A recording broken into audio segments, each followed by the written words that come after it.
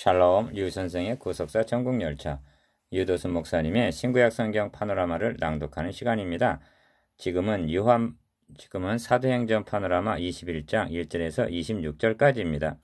예루살렘에 이르러 영접을 받음. 우리가 저희를 작별하고 행선하여 바로 곳으로 가서 이튿날 로드에 이르러 거기서부터 바다라로 가서 1절. 바울은 지금 예루살렘을 향하여 올라가고 있는 중입니다. 15절에서 예루살렘으로 올라갈세 하고 17절에서는 예루살렘에 이르니 합니다. 이미 바울은 20장 22절에서 보라 이제 나는 심령의 매임을 받아 예루살렘으로 가는데 거기서 무슨 일을 만날는지 알지 못하노라고 말씀한 바가 있습니다. 그런데 21장에 보면 제자들이 성령의 감동으로 바울더러 예루살렘에 들어가지 말라 4절 바울의 띠를 가져다가 자기 수족을 잡아 매고 말하기를 성령이 말씀하시되 예루살렘에서 유대인들이 이같이 이 띠 임자를 결박하여 이방인의 손에 넘겨주리라 하고 11절 예루살렘 행을 만리하고 있는 듯한 말씀을 대하게 됩니다. 그렇다면 바울이 예루살렘으로 올라가는 것을 중단해야 하느냐는 문제에 봉착하게 됩니다. 올라가는 것이 옳은 것이냐 아니면 잘못하는 것이냐 이 문제를 놓고 학자들 간의 판단이 나누이기도 합니다. 본 단어는 두 단락으로 나누어집니다. 첫째 단락 1절에서 16절 주의 뜻대로 이루어지이다. 둘째 단락 17절에서 26절 사랑으로 덕을 세우다.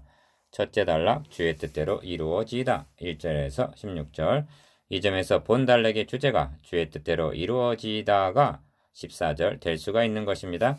그렇다면 주님의 뜻은 어느 쪽이겠습니까? 이런 갈등이 일어나기 훨씬 이전에 성경은 바울이 예루살렘에 가기를 경영하여 가로되 내가 거기 갔다가 후에 로마도 보아야 하리라 하고 19장 21절 말씀하셨음을 기억할 필요가 있습니다. 주님의 뜻은 분명합니다. 바울을 로마로 보내시려는 데 있는 것입니다. 그것도 누구도 상상하지 못했던 방법, 물론 바울 자신까지도 예상하지 못했을 결박당한 몸으로 말입니다. 23장 11절을 보십시오. 그날 밤 체포된 후에 주께서 바울 곁에서 서서 이르시되 담대하라. 너가 예루살렘에서 나의 일을 증거한 것 같이 로마에서도 증거하여야 하리라 하심을 대하게 됩니다. 어찌하여 결박당한 몸으로입니까? 27장 24절이 답변이 될 것입니다. 바울아 두려워 말라. 너가 가이사 앞에 서야 하겠고 하십니다. 바울은 로마서에서 보는 바대로 로마에 가기를 갈망하였습니다. 그러나 바울이 자유의 몸으로 로마에 갔다 하면 어떻게 가이사 앞에서 그리스도를 증거할 기회를 얻을 수가 있었겠습니까? 이 점을 로마 감옥에서 기록한 빌립보서를 통해서 엿볼 수가 있습니다. 형제들아 나의 당한 일이 도리어 복음의 진보가 된 줄을 너희가 알기를 원하노라. 이러므로 나의 매임이 그리스도 안에서 온 시대안과 기타 모든 사람에게 나타났으니 합니다. 빌립보서 1장 12절에서 13절 시위대란 궁정 수비대를 가리키는 말입니다. 이는 복음이 가이사의 궁중에까지 침투하는데 성공하였음을 의미합니다. 이는 마치 모세를 바로의 궁중에 심어 놓으심과도 같다 하겠습니다. 바울의 매임이 자유의 몸으로 보다도 도리어 복음의 진보를 가져다 주었던 것입니다. 이것이 주님의 계획하신 바요 뜻이었습니다. 혹자는 묻기를 그렇다면 어찌하여 성령께서 예루살렘 행을 저지하셨단 말인가 할 것입니다. 아닙니다. 저지하신 것이 아니라 앞으로의 순환을 예언케 하시고 예고해 주셨다고 보아야만 합니다. 이 점에서 예고와 명령을 구분할 수 있어야만 하겠습니다. 본문을 보면은 성령께서 예루살렘으로 올라가지 말라고 명하시지 않았습니다. 성령께서 순환을 예고하시자 제자들이 울면서 만류한 것입니다. 이 점은 마치 주님께서 예루살렘으로 올라가시면서 순환을 예고하시자 베드로가 예수를 붙들고 가나여 가로되 주여 그리 마옵소서 이 일이 결코 주에게 미치지 아니하리이다. 마태복음 16장 22절라고 함과 같다 하겠습니다. 그러므로 바울이 대답하되 너희가 어찌하여 울어 내 마음을 상하게 하느냐 나는 주 예수의 이름을 위하여 결박받을 뿐만 아니라 예루살렘에서 죽을 것도 각오하였노라 하고 13절 말씀하고 있는 것입니다. 캠벨 몰간의 설명처럼 제자들은 바울을 사랑하였으나 바울은 주 예수를 사랑했던 것입니다. 위로의 하나님. 이제 우리는 또 다른 면은 살펴보아야만 하겠습니다. 그것은 심령의 매임을 받아 순환을 향하여 예루살렘으로 올라가고 있는 주의 종을 극진히 위로하여 주시는 위로를 대하게 됩니다. 사도행전에는 이 무렵의 20장에서 21장 바울의 처지와 심경이 다 드러나 있지 아니합니다만 서신서와 결부시켜 볼 때 알 수가 있습니다. 이 당시에 바울의 심경은 유대인의 박해와 교회 내의 문제로 밖으로는 다툼이요 안으로는 두려움이라 한 대로 양면으로 어려움에 처해 있었던 것입니다. 그러나 비천한 자들을 위로하시는 하나님이 디도에 오므로 우리를 위로하셨다고 말씀합니다. 고린도후서 7장 5절에서 7절. 디도는 고린도 교회가 잘 수습이 되었다는 반가운 소식을 가지고 마게도냐에 있는 바울에게로 왔던 것입니다. 이것을 하나님의 위로하심으로 받아들이고 있는 것입니다. 바울의 위로와 기쁨과 소망과 자랑의 면류관은 어떤 육적인 데서 오는 것이 아니라 오직 성도들로 말미암아서 뿐이었습니다. 데살로니가전서 2장 19절에서 20절. 그런데 본문에서 많은 위로를 대하게 되는 것입니다. 밀레도를 출발한 바울 일행은 도로에 상륙하게 됩니다. 이는 거기서 배가 짐을 풀기 때문이었습니다. 제자들을 찾아 거기서 이래를 머물더니 합니다. 4절. 이들은 19장 1절에 어떤 제자들과는 달랐습니다. 바울은 그들에게 너희가 믿을 때 성령을 받았느냐고 묻지 않았습니다. 19장 2절. 이들이야말로 한 성령을 모신 형제요 자매들이기 때문입니다. 이 일해 동안이 바울에게는 행복한 시간이었을 것입니다. 제자들과의 교제를 통하여 큰 위로와 격려를 받았을 것이 분명합니다. 제자들은 바울을 아끼는 마음으로 예루살렘에 들어가지 말라고 간청합니다. 바울이 떠나갈새 저희가 다 그 저자와 함께 성문 밖까지 전송하거늘 우리가 바닷가에서 무릎을 꿇고 기도하고 5절 작별함을 봅니다. 얼마나 아름다운 장면입니까? 비천한 자들을 위로하시는 하나님께서 이 제자들을 통하여 사랑하는 종을 위로해 주셨습니다. 이러한 아름다운 장면을 20장 끝부분에서도 보는 바입니다. 이 말을 한 후 무릎을 꿇고 저희 모든 사람과 함께 기도하니 다 크게 울며 바울의 목을 안고 입을 맞추고 다시 그 얼굴을 보지 못하리라 한 말을 인하여 더욱 근심하고 배에까지 그를 전송하니라. 21장 1절에서는 우리가 저희를 작별하고 라고 말씀하고 있는데 여기서 작별이란 말의 뜻은 두 사람이 붙어있는 것을 억지로 떼어 놓는다는 그러한 뜻이라고 합니다. 그들의 교제가 얼마나 아름답게 묘사되어 있습니까? 바울을 얼마나 크게 위로하여 주셨습니까? 이러한 위로를 받게 될 때 목회자는 그들을 위하여 죽어도 좋은 것입니다. 주의 뜻대로 이루어지다 할 것밖에는 없습니다. 이 점에서 순환을 앞에 둔 예수님께서 베다니에서 받으셨던 위로를 생각합니다. 가만두어라. 너희가 어찌하여 저를 괴롭게 하느냐? 저가 내게 좋은 일을 하였느니라. 저가 힘을 다하여 내 몸에 향유를 부어 내 장사를 미리 준비하였느니라. 마가복음 14장 6절에서 8절. 사도 바울은 이 무렵에 기록한 고린도 후서에서 이렇게 찬양하고 있습니다. 찬송하리로다. 그는 우리 주 예수 그리스도의 하나님이시오 자비의 아버지시오 모든 위로의 하나님이시며 우리의 모든 환난 중에서 우리를 위로하사 우리로 하여금 하나님께 받는 위로로서 모든 환난 중에 있는 자들을 능히 위로하게 하시는 이시로다. 그리스도의 고난이 우리에게 넘치는 것 같이 우리의 위로도 그리스도로 말미암아 넘치는도다. 우리가 환난 받는 것도 너희의 위로와 구원을 위함이요 혹 위로받는 것도 너희의 위로를 위함이니 이 위로가 너희 속에 역사하여 우리가 받는 것 같은 고난을 너희도 견디게 하느니라. 고린도후서 1장 3절에서 6절. 아멘. 비천한 자를 위로하시는 하나님께서 선교의 열매들을 통해서 주의 종을 위로하여 주셨습니다. 돌레마이에 이르러서도 형제들에게 안부를 묻고 그들과 함께 하루를 있었다고 합니다. 7절. 이튿날 떠나 가이사랴에 이르러 7 집사 중 하나인 전도자 빌립의 집에 들어가서 유한이라고 말씀합니다. 8절. 이 말씀 속에 함축되어 있는 감개의 무량함을 여러분이 모르실 리는 없겠지요. 혹시나 해서 누가 더 빌립에 대해서 소개하기를 7 집사 중 하나 전도자 빌립 등이 설명을 달고 있는 듯이 보입니다. 빌립은 스데반과 함께 세움받은 7 집사 중 한 사람이었습니다. 스데반 집사가 순교당한 이후에도 사울이 살기등등하여 교회를 잔멸할 때 빌립 집사는 그를 피하여 사마리아에 내려가서 복음을 전하였습니다. 8장 4절 성령의 지시로 에디오피아 내시에게 복음을 증거하였으며 주의 영의 이끌림을 받아 가이사랴에 8장 40절 내려와 복음을 전하다가 그곳에 정착하게 된 듯합니다. 이제는 가족들과 함께 복음 사역을 하고 있음을 보게 됩니다. 그로부터 20년 후 바울은 빌립 집사 집에 유하게 된 것입니다. 빌립은 사울이 바울이 되어 이제는 핍박자로서가 아니라 핍박을 받으러 결박을 받으러 순교를 당하러 예루살렘으로 올라가고 있는 바울을 자기 집에 영접하고 있는 것입니다. 여러 날 있더니 합니다. 10절 두 사람의 심령이 얼마나 감개가 무량하였을까요? 바울은 오랜만에 쉼을 얻었을 것이며 이때가 가장 행복한 시간들이었을 것입니다. 이는 비천한 자들을 위로하여 주시는 하나님께서 마련하여 주신 긍휼의 시간임이 분명합니다. 이때 아가보라는 선지자가 유대로부터 내려와서 바울의 띠를 가져다가 자기 수족을 잡아매고 말하기를 성령이 말씀하시되 예루살렘에서 유대인들이 이같이 이 띠 임자를 결박하여 이방인의 손에 넘겨주리라고 예언을 합니다. 이 말을 듣는 그들의 마음이 얼마나 숙연해졌을까요? 바울에게 예루살렘으로 올라가지 말라고 권합니다. 바울이 대답하되 너희가 어찌하여 울어 내 마음을 상하게 하느냐?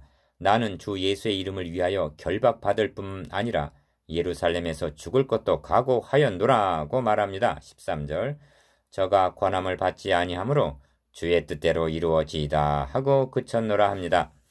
밀레도에서 에베소 장로들과의 뜨거운 사랑, 두로에서의 제자들과의 아름다운 교제, 돌레마이에서의 형제들과의 친교, 빌립 집사 가정에서의 여러 날의 안위하심, 이는 스데반 집사의 순교 장면을 하나님 우편에 서서 바라보시면서 위로와 힘을 주시던 동일하신 주께서 고난을 받으러 예루살렘으로 올라가고 있는 주의 종을 위하여 용이 주도하게 마련하여 주신 위로의 잔들이었습니다. 내가 사망의 음침한 골짜기를 다닐지라도 해를 두려워하지 않을 것은 주께서 나와 함께 하심이라. 주의 지팡이와 막대기가 나를 안위하시나이다. 주께서 내 원수의 목전에서 내게 상을 베푸시고 기름으로 내 머리에 바르셨으니 내 잔이 넘치나이다. 나의 평생의 선하심과 인자하심이 정녕 나를 따르리니 내가 여호와의 집에 영원히 거하리로다. 아멘. 둘째 단락 사랑으로 덕을 세우다. 17절에서 26절 예루살렘에 이르니 형제들이 우리를 기꺼이 영접하거늘. 17절 바울 일행은 예루살렘 모교회에 이르러 형제들의 영접을 받았습니다. 그러나 바울이 급히 20장 16절 서둘러 예루살렘에 왔지만 그것은 고향을 찾듯 가벼운 발걸음만은 아니었습니다. 그 심정을 예루살렘으로 올라오는 여정에서 고린도에 석 달을 머무는 동안 20장 3절 기록한 로마서에서 엿볼 수가 있습니다. 형제들아 내가 우리 주 예수 그리스도로 말미암고 성령의 사랑으로 말미암아 너희를 권하노니 너희 기도에 나와 힘을 같이하여 나를 위하여 하나님께 빌어 나로 유대에 순종치 아니하는 자들에게서 구원을 받게 하고 또 예루살렘에 대한 나의 섬기는 일을 성도들이 받음직하게 하고. 로마서 15장 30절에서 31절 이렇게 간절히 기도 부탁을 하고 있는 것만으로도 그 심정을 짐작을 할 수가 있습니다. 그 이튿날 바울이 우리와 함께 야고보에게로 들어가니 장로들도 있더라 합니다. 18절 성경은 단순히 바울이 야고보를 만났다고 말씀하고 있지 아니합니다. 이는 분위기와 배석으로 볼 때의 개인적인 만남이 아니라 두 대표자 간의 만남이라고 말씀드릴 수가 있습니다. 성경에 그렇게 묘사를 하고 있습니다. 바울은 우리와 함께라고 표현된 이방인들로 구성된 교회의 대표자로, 야고보는 장로들도 다 있더라로 표현된 유대인들로 구성된 교회의 대표 자격으로 대자하고 있음을 보여주고 있습니다. 17절에 영접이 있으면 18절에는 긴장이 있다 하겠습니다. 바울이 먼저 문안하고 하나님이 자기의 봉사로 말미암아 이방인 가운데서 하신 일을 낱낱이 보고를 했습니다. 19절 당연한 순서입니다. 낱낱이 고안히 한 것으로 보아서 상당한 시간 말했을 것이며 장로들은 경청한 것을 나타냅니다. 유대인으로 구성된 교회의 대표자들은 저희가 듣고 하나님께 영광을 돌렸다고 말씀합니다. 20절 이는 17절에서 말씀하고 있는 영접 이상을 뜻하는 말씀입니다. 이제 야고보가 입을 엽니다. 형제여 합니다. 20절. 이는 바울을 격의가 없이 가장 친밀하게 부르는 칭호라 여겨집니다. 친밀감만 있어 보이는 것이 아니라 분위기로 보아서 대단히 하기 어려운 부탁의 말씀을 꺼내려는 듯이 보입니다. 그리고 그것은 사실이었습니다. 우리의 말하는 이대로 하라. 23절. 야고보는 바울에게 두 가지를 부탁합니다. 첫째는 서원한 네 사람이 우리에게 있으니, 네 명의 사람, 저희를 데리고 함께 결례를 행하라는 것과, 둘째는 저희를 위하여 나실인 서원에, 참고 민수기 6장 13절에서 22일, 나실인 서원에 필요한 비용을 대라는 것이었습니다. 23절에서 24절. 야고보는 왜 이러한 제의를 한 것입니까? 야고보의 제안은 25절에 의하여 받아야 합니다. 이는 이 대목을 푸는 열쇠도 되고 야고보의 제의에 대한 근거이기도 합니다. 주를 믿는 이방인에게는 우리가 우상의 제물과 피와 목매어 죽인 것과 음행을 피할 것을 결의하고 편지하였노라고 25절 말을 맺고 있기 때문입니다. 이 말씀 속에는 우리는 주를 믿는 이방인에게 할례나 율법의 멍에를 메우지 않기로 결의하고 편지했다. 그렇다면 너는 주를 믿는 유대인을 위하여 이렇게 해줄 수가 없느냐는 뜻이 함축되어 있는 것입니다. 결국 이 제의는 구원의 조건과 결부된 것이 아니라 문화와 유전의 문제라는 것입니다. 그런 뜻에서 바울은 야고보의 제의를 받아들였습니다. 바울이 이 사람들을 데리고 이튿날 저희와 함께 결례를 행하고 합니다. 26절. 바울에게는 주저함이나 망설임이 없어 보입니다. 바울은 이 점을 예상했던 바요, 받아들일 준비가 되어 있었던 듯이 보입니다. 왜냐하면 예루살렘으로 올라오는 길에 써서 보낸 로마서를 보아서 알 수가 있습니다. 우리 강한 자가 마땅히 연약한 자의 약점을 담당하고 자기를 기쁘게 하지 아니할 것이라. 우리 각 사람이 이웃을 기쁘게 하되 선을 이루고 덕을 세우도록 할지니라. 로마서 14장 1절에서 2절. 바울은 이를 가르치기만 한 것이 아니라 정확하게 이를 실천하고 있는 것입니다. 누가 강한 자이며 누가 연약한 자인지 어떻게 하는 것이 덕을 세우는 것이며 이웃을 기쁘게 하는 것인지를 바울은 알았던 것입니다. 이 무렵에 기록한 고린도후서를 보십시다. 그러나 저희 마음이 완고하여 오늘까지라도 구약을 읽을 때 그 수건이 오히려 벗어지지 아니하고 있으니 그 수건은 그리스도 안에서 없어질 것이라. 오늘까지 모세글을 읽을 때 수건이 오히려 그 마음을 덮었도다. 그러나 언제든지 주께로 돌아가면 그 수건이 벗어지리라. 주는 영이시니 주의 영이 계신 곳에는 자유함이 있느니라. 고린도후서 3장 14절에서 17절. 믿지 아니하는 유대인은 물론 믿는 유대인들 중에도 수건이 모세 얼굴에 있는 광채를 덮은과 같이 마음에 수건이 덮여 있어서 그리스도의 영광의 복음의 광채를 고린도후서 4장 4절 보지 못하는 것이 안타까웠습니다. 그러나 언젠가는 벗어지리라는 것을 기대했습니다. 그때까지는 강한 자가 마땅히 연약한 자의 약점을 담당하여야 함을 바울은 알고 있었습니다. 주의 영이 계신 곳에 자유함이 있듯이 바울은 할례나 율법에 대하여서도 자유했습니다. 행하지 않을 자유만이 아니라 덕을 세우기 위하여 행할 자유함도 누리고 있었다는 말씀입니다. 이것이 유대인에게는 내가 유대인 같이 된 것은 유대인들을 얻고자 하며 율법 아래 있는 자들에게는 내가 율법 아래 있지 아니하나 율법 아래 있는 자 같이 된 것은 율법 아래 있는 자들을 얻고자 하며 약한 자들에게는 내가 약한 자와 같이 된 것은 약한 자들을 얻고자 하며 여러 사람에게 내가 여러 모양이 된 것은 아무쪼록 몇몇 사람들을 구원코자 함이니 한 말씀입니다. 고린도전서 9장 20절에서 22절. 율법에 대하여 누구보다도 엄격하고 철저하고 열심자였고 핍박자였던 참고 빌립보서 3장 4절에서 6절. 그러한 바울은 누구보다도 저들의 심정을 이해할 수가 있는 입장이기도 했습니다. 바울은 핍박이 두려워서 또는 목숨에 대한 애착 때문에 양보하고 부끄러운 타협을 했다고 여겨서는 아니 됩니다. 바울의 고백을 들어보십시오. 내가 그리스도 안에서 참말을 하고 거짓말을 아니하노라. 내게 큰 근심이 있는 것과 마음에 그치지 않는 고통이 있는 것을 내 양심이 성령 안에서 나로 더불어 증거하노니 나의 형제 곧 고륙의 친척을 위하여 내 자신이 저주를 받아 그리스도에게서 끊어질지라도 원하는 바로다. 로마서 9장 1절에서 3절. 이 심정이, 이 열정이, 이 사랑이 바울로 하여금 야고보의 제의를 받아들이게 했던 것입니다. 그리스도인의 자유에 대한 선언서라 불리는 갈라디아서에서 바울 사도는 형제들아 너희가 자유를 위하여 부름을 입었으나 오직 사랑으로 서로 종노릇하라고 권면하고 있습니다. 갈라디아서 5장 13절. 바울은 믿는 유대인으로 구성된 예루살렘 교회와 믿는 이방인으로 구성된 이방인의 교회와의 융화와 일치를 위하여 사랑으로 종노릇하고 있는 것입니다. 이것이 본 단락의 주제입니다. 현대교회 주는 교훈. 이제 본문이 우리에게 주시는 교훈, 즉 기록한 목적에 관하여 생각해 보고자 합니다. 오늘날은 우리에게 결례를 행하라는 부탁을 하지는 않습니다. 그러나 현대교회 내에도 사소한 문제들, 아디아포라로 인하여 마음이 상하게 되고 심하면 분열을 야기시키기도 합니다. 이럴 경우 어떻게 대처해야만 하는가? 이를 요약하면 진리와 사랑의 문제라 하겠습니다.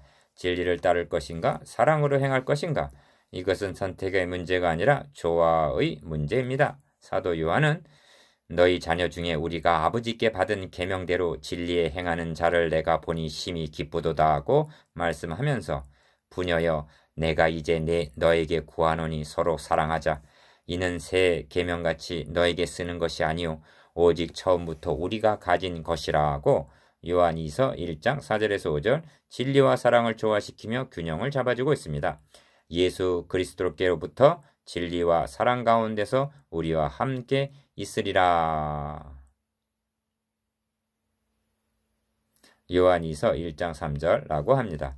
계시록에 나오는 에베소 교회는 진리를 지켰으나 사랑을 버렸기 때문에 혹독한 책망을 받았음을 우리는 알고 있습니다. 사도 바울은 그 에베소 교회를 향하여 오직 사랑 안에 참된 진리의 것을 하여 범사에 그에게까지 자랄지라고 권면하고 있습니다. 에베소서 4장 16절. 사랑 없는 진리란 정죄하는 의문의 직분이 되고 결국 죽이는 실족해 하는 것이 되고 맙니다. 반면 진리 없는 사랑이란 쇠속한 혼합 종교가 될 수밖에 없습니다. 한국교회가 기독교 역사상 그 유례가 없는 부흥과 발전을 가져왔지만 분열의 갈등은 부끄러운 치부가 아닐 수 없습니다. 사랑 안에서 참된 것을 하여 범사에 그에게까지 자라기만 했더라면 분열은 많은 부분이 극복될 수 있었을 것입니다. 신앙에 있어서 조화와 균형을 이룬다는 것은 어렵고도 중요한 요점입니다.